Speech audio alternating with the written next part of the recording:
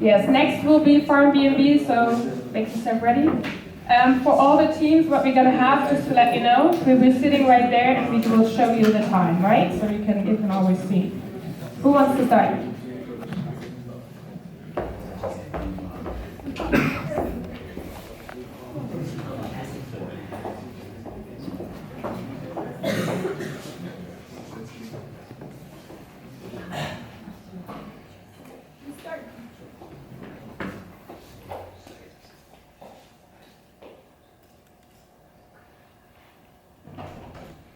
Hi, I'm Ronak, this is Julia, and this is Philip from Clean Street Food.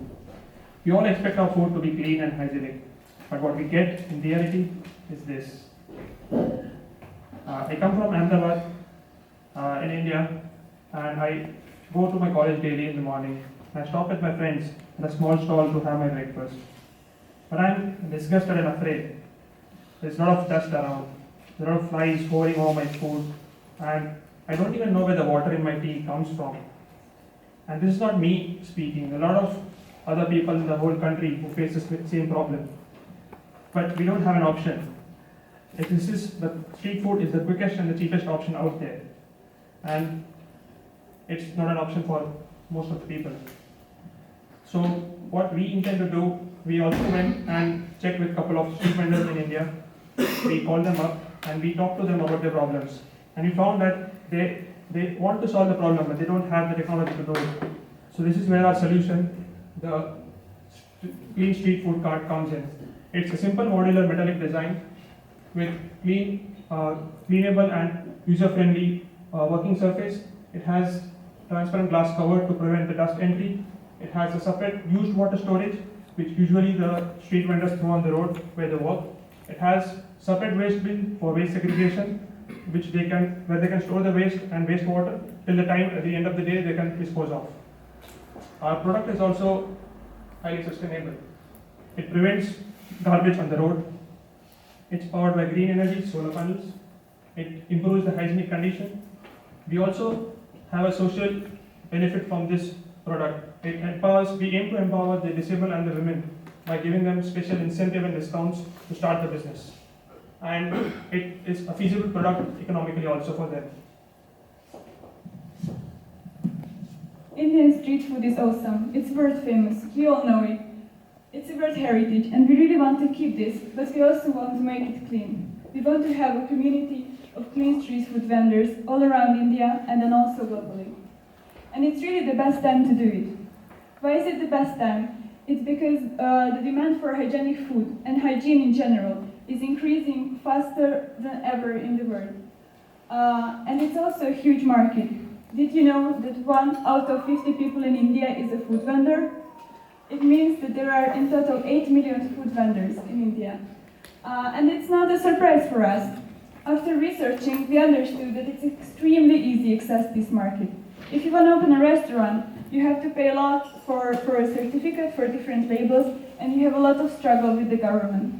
If you do it on the food, you don't need any certificate, and you can also avoid extremely high restaurant renting fees. So, we have two main competitive advantages. One is hygiene, and the other is price. And we are targeting two main groups. One is the already existing vendors. There are 8 million of them now. And we can sell them the promise of having more customers.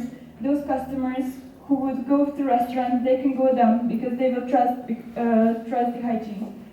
And the other target group are the new players. There are actually 500,000 new food street vendors entering the market yearly. It's because the population of urban India is growing 10 million per year. And we are a really good alternative because, as mentioned before, we can avoid high prices, we are mobile, they are not limited neither geographically nor financially to do this. We will talk later on about the prices, but we can say that we are 25 times cheaper than actually opening a new restaurant. We can easily access these people through different associations and through direct marketing. So let's see where our revenue is coming from. Thank you. A little bit about cost and stuff. So 700, 1400, that's the two products that we are offering. And comparing that to like just a plain simple card that exists at the moment, that costs around 450 euros. So we would say that that is 700 euros, especially, is definitely worth the investment. And yeah, looking in the future, we see rapid growth. And yeah, money involved, what we got there. And to conclude, that's our team. And yeah, we have the knowledge, we have the sophisticated.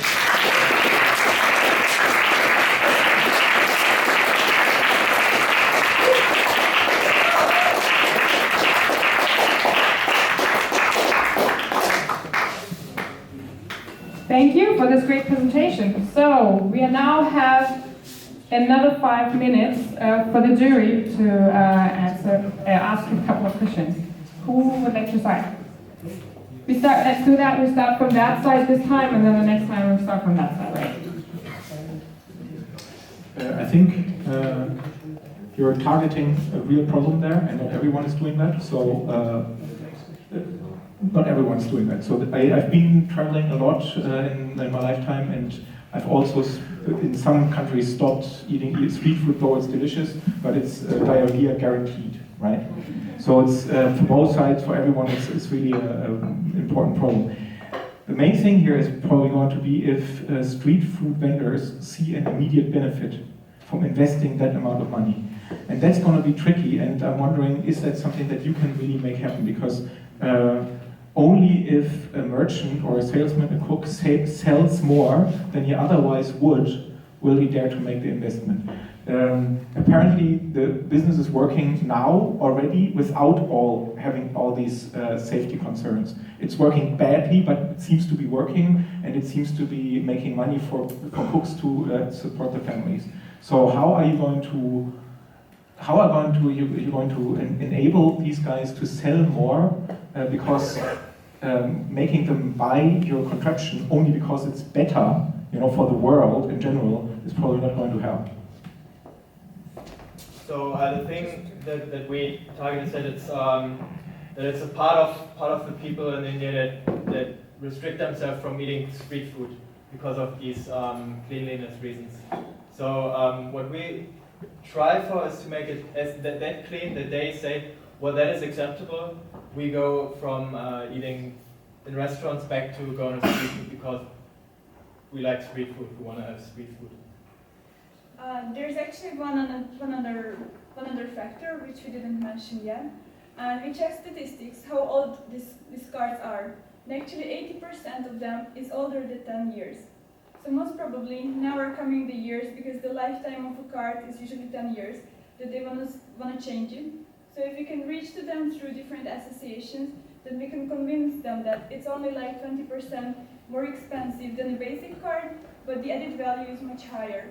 Also, they are also experiencing that more and more people are switching to the fast food chains, because there are more and more Western fast food chains getting market in India, and it's exactly because of these concerns with the hygiene. So these are the two main factors which we want to use to reach and convince the people.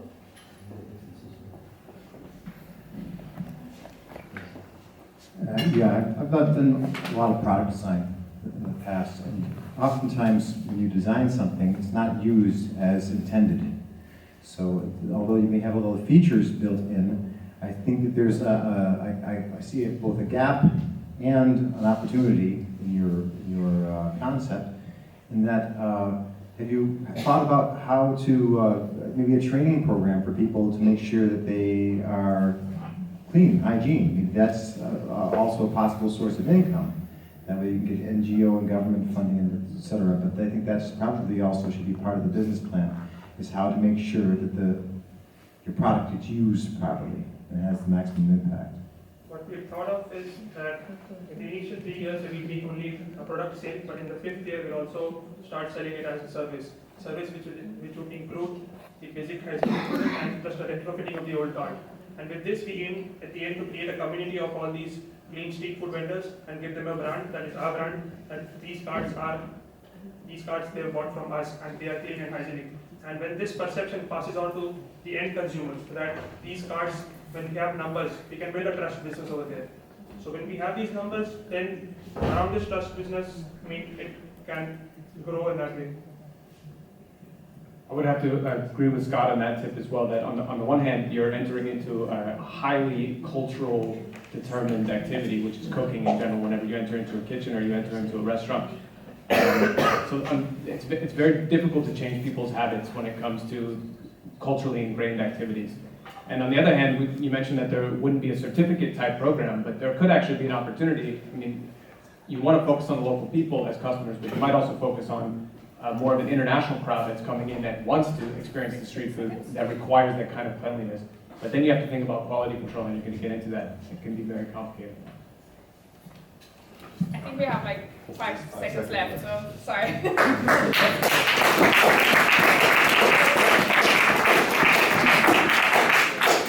Okay, thank you so much.